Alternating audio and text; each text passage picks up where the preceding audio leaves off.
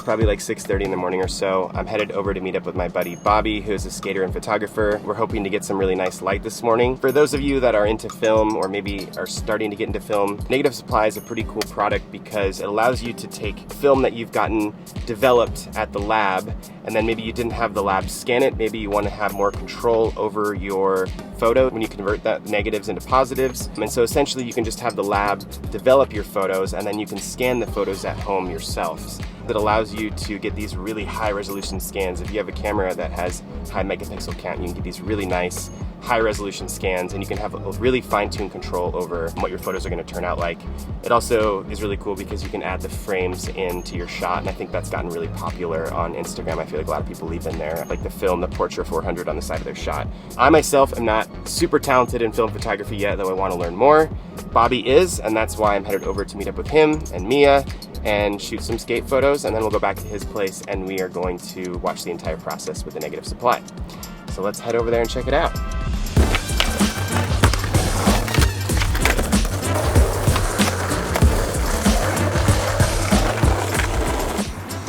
So I left the wax in the car, which is something that you're never supposed to do, especially when you're in California. Because usually it comes in a brick. I haven't seen it yet, but I'm like 99% sure it's probably just a fucking blob.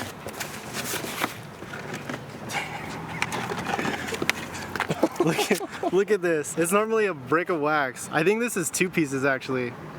That's crazy. Amateur move. Yeah, dude, I'm blowing it right now. You want the backlight or do you want me to face the sun? No, backlight, man. This is video. This fucking videographers. Wait. What's up? I'm Bobby. I'm a skater slash photographer from LA. I'm gonna be skating with some of the homies here in LA, just cruising around the streets, and yeah, we're gonna get some sick photos hopefully, and run through the Negative Supply setup and scan some stuff at home. They're just warming up. But wait till I step on the board, guys. Organization is key. Everything in here has its place. Right now it looks a little crazy because I got a lot of just random shit in here. But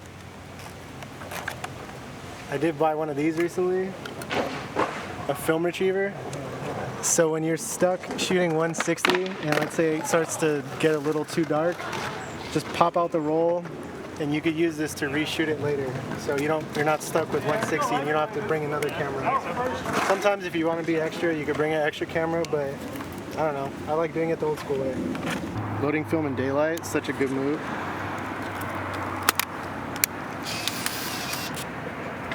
Crispy. Yeah. Try to face towards the ledge a little bit more. Like my body? Or? Yeah. Go back like a foot and then come back again.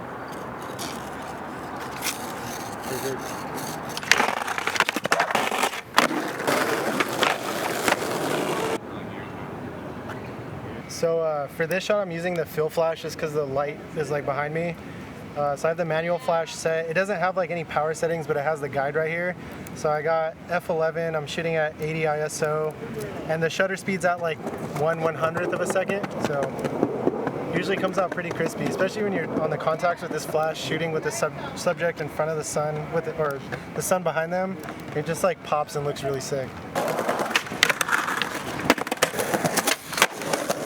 I love skating. I always skate. You know, we're just doing some portraits over here. And I'm just gonna... Alright, hold on, I gotta make sure. Oh, I was gonna do the same thing. Kind of bad because sometimes my hat will be in the frame, but I can't see, especially if it's a rangefinder. So just the top it's down like a little barely in the top. It's called a fisheye look. Exactly. I just like, just Vignetting. Cool. He's a little Phil, you know? Thank you. There she is.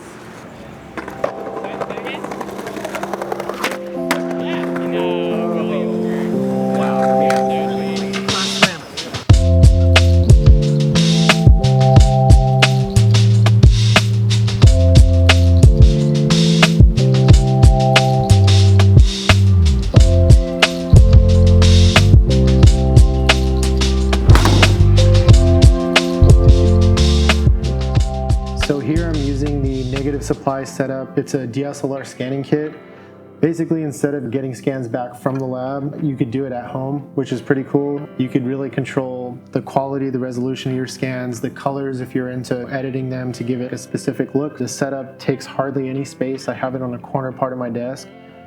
To scan a whole roll of 35, which is usually about 36, 37 photos, you could do it in less than 2 minutes, which I think is really, really fast. And 120 is even quicker. I really like this. It's really easy, simple setup. I'm gonna set this up and probably be scanning in less than 5-10 minutes. I'm gonna mount the R5 to the stand here, and the reason why I like the Mark II version is it allows for different focal lengths and longer lenses. So the most important thing is just making sure camera's set up, it's straight, everything's aligned. I'm gonna set up a tethering cable. I like shooting tethered to the computer. It's just one less step. That way I don't have to pop out a memory card and plug in the computer, dump the card, all that stuff. I'll be able to see exactly what I'm shooting. So that way if I make any errors or anything looks crazy, I could always just adjust it and kind of go from there.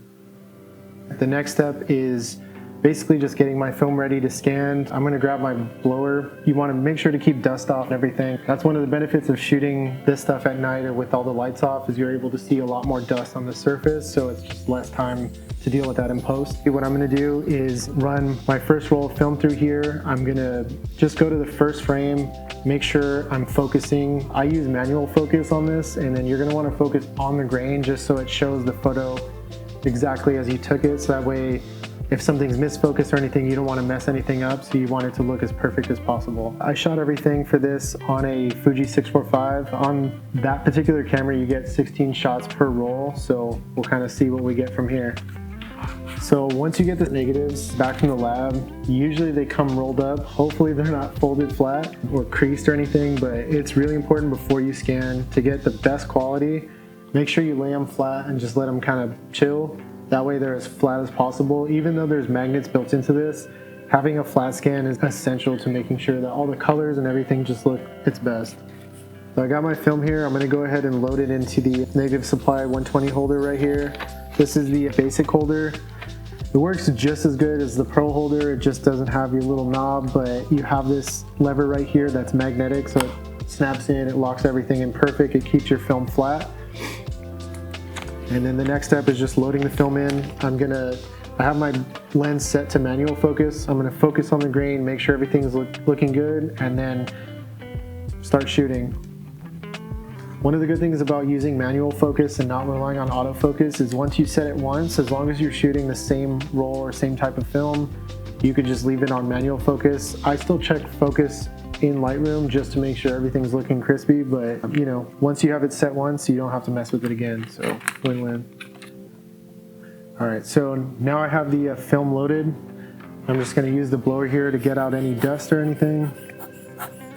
And then as far as camera settings go, I know everyone loves to ask that question. For this particular setup I have here with this lighting, I'm using ISO 160, the aperture set at f10, and the shutter speed's at 1/125th. White balance honestly doesn't matter too much because you're gonna white balance later right before conversion. So I just leave it set to the default 5500. So I'm gonna go ahead and start shooting the first frame and then run through these, see how quick it is. So that's it, first frame is done. For the 120 carrier, it's also really important to make sure you don't scratch anything or mess up your negatives. Make sure you lift up the latch here, and then you're gonna push your frame through. And then once your frame is loaded up and aligned, snap it into place. It's gonna keep it nice and flat, and then you can go ahead and shoot the next image. Now I'm gonna repeat that process for the rest of the roll. I just shot the last frame. To do this whole roll of 120, 645, 16 shots took maybe about a minute, if that. And next I'm gonna start doing some conversions in Lightroom with Negative Lab Pro. But as you can see, it's super easy to do. Really quick, super simple setup, and hardly takes any time. So basically the process for this is the same for 35. The only difference is gonna be it uses a different film holder. I use the modified version of this that allows for the film borders to be scanned. By default, I think it comes with the ones that just scan the actual photo itself, but everyone loves film borders, so why not put it in there? So I'm gonna load this up and then basically start scanning through 35 pretty much every single thing that I told you applies. Still focus on the grain, and it's going to take a little bit longer just because there's usually 36, 37 photos per roll, but everything is pretty much exactly the same. Settings are going to be the same, using the exact same setup. The only difference is I will have to lower the camera slightly just to make sure that just the actual image is in frame. 35mm film mask, and it's basically just going to go over here to make sure everything's lined up perfectly. And then this guy is just going to snap into place and just make sure that nothing moves and everything's locked in. It blocks out all the extra light just to make sure your scans look as best as possible. And then one of the pros with this one is you don't have that magnetic lever on top, so you literally just shoot your photo and just start feeding your entire roll through. It has the light mask on the bottom here to just help block out all the external light and also just to keep it locked in focus, and just to prevent it from moving as well. I'm refocused on the grain. I did have to adjust the camera just because this film medium is a little bit smaller, so I had to move it a little bit closer. But now I'm going to just go ahead and start shooting. I'm going to run through this roll, and then we'll also see what these look like as well. So now that I've shot everything on the negative supply holder, you have your negatives on here that are ready for conversion. I'm going to use Negative Lab Pro. That's what I learned first on. It's what I'm most comfortable with, but there are a ton of alternatives out there. You could use different pieces of software, or you could even use just the old school way of adjusting or inverting the tone curves in Lightroom. There are a ton of YouTube videos out there where you could kind of see everyone's process. It really depends on what you pick, and honestly, it's really up to you on how you want your negatives to look. So what I'm going to do is grab the color balance tool, use the white balance eyedropper to base it off of the film border. I'm going to crop into the image here just so it eliminates any film borders, so it's as much of the image as possible. Hit enter to set it. Basically what I'm going to do is convert the negative here. I've set the white balance, crop the borders out of the image, and don't worry, we could always get that back because I know that's really important to some people. I'm going to hit Control N. It's going to bring up a few options here. I like the Frontier scanners the best, but you have a couple of different options here. I set the pre-saturation to default, and then all you're going to do is just hit convert negatives, and as soon as you do that, it takes a second and does its magic, and then you're going to end up with a conversion here. So this is just raw, straight out of camera. There's a ton of options you have. I'm not going to go through everything now, but if you want to change the white balance, if you want to change the sharpness, add, subtract anything, you have a lot of options here to kind of play around with. So you hit apply, and one important thing to note is once you do the conversion, it's really important to stick with the conversions, make any adjustments, whether you're using Negative Lab Pro here or in the adjustments panel itself. If you do use Negative Lab Pro, just a word of caution, all of these sliders are going to be inverted, so if you're making any adjustments, it can get kind of confusing, so I would suggest just hitting Control N and getting back to these settings, but that's specific just to Negative Lab Pro. And then I'll go ahead and show you one of the 120 scans too. The process is exactly the same. Grab the white balance. I'm going to crop in a little bit here just to get rid of the border, and you'll see, like, right out of camera, I mean, obviously this is shot on 120 and it's 645, so the quality is really good, but the scans look amazing.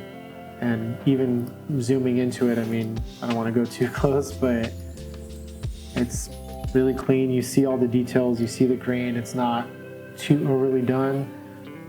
The conversions are really good, and scanning on the negative supply holder, it makes everything super easy. If you are on a budget and you don't want to pay for lab scans, this is a good alternative. Also, if you want just more control over colors, saturation, just everything as a whole, this is also another good alternative too, just to give you full control of what your image is actually going to look like. So definitely one of the big benefits of using this.